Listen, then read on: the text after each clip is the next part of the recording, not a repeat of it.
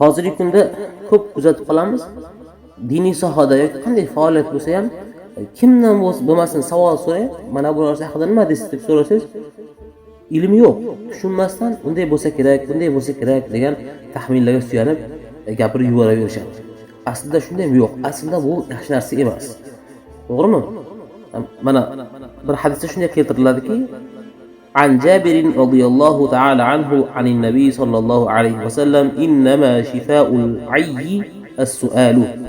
Jabir roziyallohu ta'ala anhudan rivoyat qilingan hadisda Nabiy sallallohu alayhi vasallam aytdilar: albatta johillik, ilmsizlikning davosi, shifosi faqatla so'rash. Ya'ni birovlardan bilmaganlarni bilganlardan so'rab, johilligiga nima bo'ladi? Davo topsa bo'ladi.